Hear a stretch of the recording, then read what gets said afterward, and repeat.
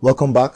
In the last lesson, we looked at smart objects. In this class, we're going to be looking at adjustment layers. Now, what are adjustment layers? They are special layers that change the look of your image without permanently touching the original layer. They are a form of non-destructive editing. Think of them like transparent filters you place over your image. You can adjust them anytime or remove them without harm. Now, as I say, they are non-destructive approach of editing, but you got to be careful. Okay, why? Because as usual, I'm going to duplicate this again, Ctrl J. I'll hide this layer. Now, if you apply, let's say you apply your smart object, you apply your adjustments to this from through your image, and you go to adjustment, and let's say you want to apply, should I say, a vibrance, so to say. Now, and you tweak this, okay, to what you want. Well, let's apply. Okay, I think this is destructive enough. Now, the funny thing is that this is going to be a destructive approach. So you have two options.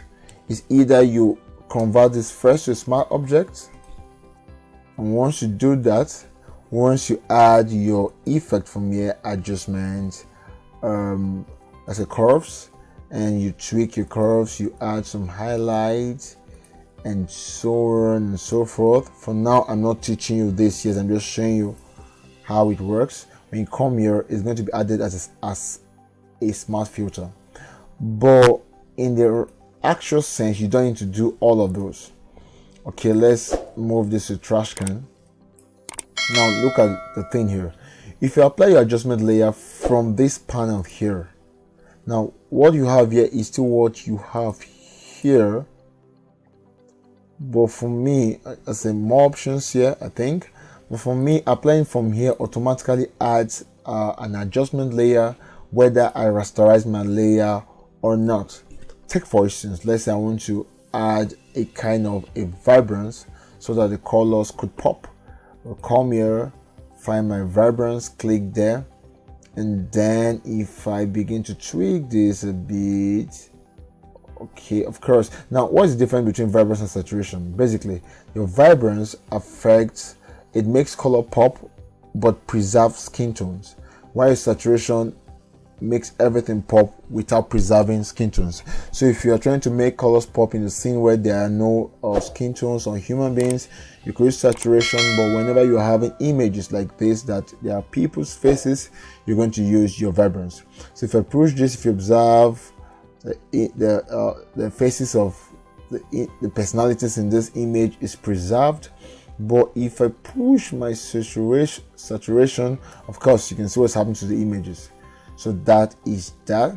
All I need to do is to push this up a bit, and let's say I'm okay by this, come here, automatically my vibrance is there.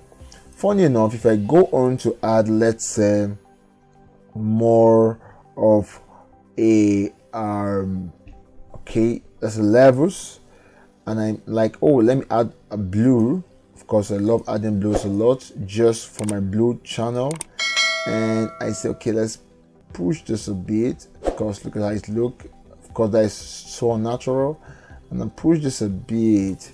Guess when I'm here, I'm having my vibrance and levels in different layers. These are adjustment layers. When I turn them off, I still have my image. That means it's a non-destructive way of editing. I can then put them back. So that is that for adjustment layers. See you in the next video. Thank you.